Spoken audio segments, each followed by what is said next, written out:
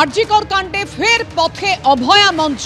অভয়া মঞ্চের ডাকে আজকে প্রতিবাদ সভা রয়েছে, কর্মসূচি রয়েছে একগুচ্ছ। এর আগেই আপনারা জানেন নির্যাতিতার মা বাবা তারা একগুচ্ছ অভিযোগ জানিয়েছিলেন সিবিআই এর বিরুদ্ধে, যে সিবিআই কি করে তথ্য তামাচাপা দিচ্ছে। তার আগে আপনাদের সামনে রাখবো আজকে যে কর্মসূচি রয়েছে এই অভয়া মঞ্চের, ন্যায় বিচারের অগ্নিগর্জন। এইভাবেই তারা আবার পথে নামছে অভয়া মঞ্চ সোদপুরে। সরাসরি কথা বলবো, আমাদের সঙ্গে রয়েছেন আমাদের প্রতিনিধি সমীরণ পাল। সমীরণ, জানাও কোন কোন দাবিকে সামনে রেখে আজ ফের পথে অভয়া মঞ্চ?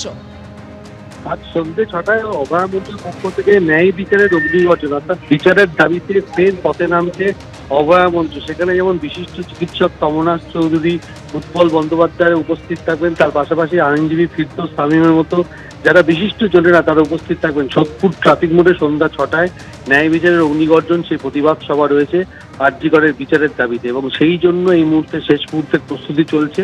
ঠিক সন্ধ্যে 6টায় এই প্রতিবাদ সভা হবে এবং সেখানে অভয়া মঞ্চের তরফ থেকে প্রত্যেক প্রতিনিধি যেমন উপস্থিত থাকবেন তেমনি বিশিষ্ট চিকিৎসক এবং আইনজীবীরা উপস্থিত থাকবেন।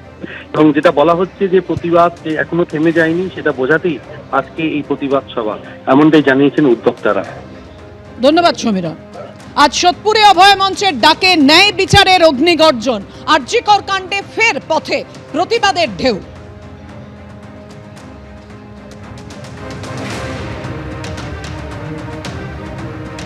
আর কিছুক্ষণ আগে যে কথা বলছিলাম যে আরজিকর কাণ্ড নিয়ে বিস্ফোরক অভিযোগ করেছেন নির্যাতিতার মা বাবা। সিবিআই এর বিরুদ্ধে তারা একগুচ্ছ অভিযোগ আগে থেকেই করছিলেন, কিন্তু এবার একেবারে মারাত্মক অভিযোগ তাদের। টাকা নিয়ে তদন্ত ধামাচাপা দেওয়ার চেষ্টা সিবিআই এর। সিবিআই কোনো কাজ করছে না। সিবিআই এমন ভাবে চাপ দিচ্ছে যাতে কেউ মুখ না খোলে। কোর্টে পেশ করা সিবিআই রিপোর্টে প্রচুর গরমিল রয়েছে। অভিযোগ অভয়ার পরিবারের। রাজ্য সরকারের ভূমিকাতেও প্রশ্ন অভয়ার পরিবারের। সাহায্যের অনুরোধ করে প্রধানমন্ত্রীকে চিঠি দেওয়া হয়েছে।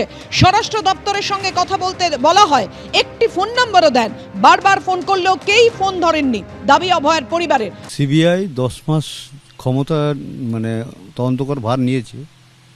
আজ পর্যন্ত সিবিআই যদি কিছু কাজ করে থাকে, যদি কেউ জিজ্ঞেস করে বা কেউ বলে, সেটা শূন্য, কিছুই করেনি।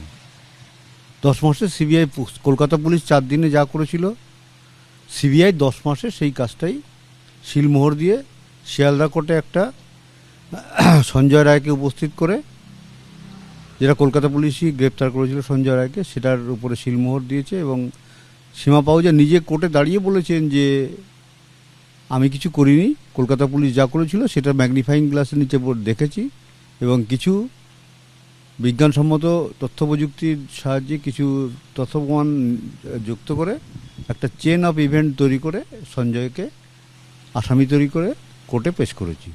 এবং এটা পরিষ্কার হয়ে গেছে আমাদের, আমরা বিচার চেয়েছিলাম, ওরা এখন বলতে চাইছে আমরা তো একজনকে অ্যাকিউজ করে দিয়েছি, আমরা তো সঞ্জয়কে যাবজ্জীবন দিয়ে দিয়েছি, আবার কি চাই আপনাদের? এই ধরনের মানসিকতা নিয়ে চলছে সিবিআই।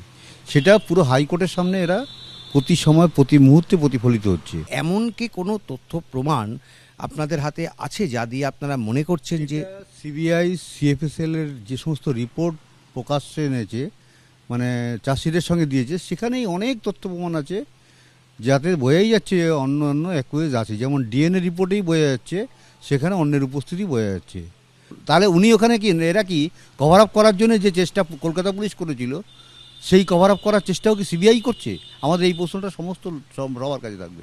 এবং গতকাল আমরা সিবিআইয়ের কাছেও এই প্রশ্ন রেখেছি এবং জজের সামনেও তুলে ধরেছি এই কথাটা, যে এটা কি হচ্ছে, এটা কি। আমি হলপ করে বলতে পারি আমার মেয়ে কোথায় খুন হয়েছে, কিভাবে খুন হয়েছে এবং কি পজিশনে খুন হয়েছে, সমস্ত কিছু সিবিআই জানে।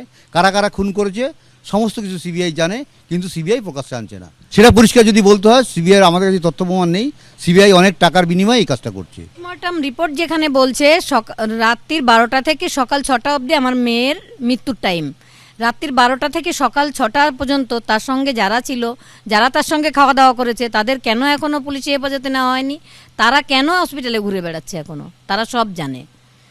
এবং সন্দীপ ঘোষ, আমার মেয়ের যে ভিপি সুমিত তফাদার, এবং তখনকার যে এইচওডি ছিল অরুণাভ দত্ত চৌধুরী, এনারাও সব জানেন। এনারা কোনোদিন আমাদের সঙ্গে দেখা করেননি আজ পর্যন্ত।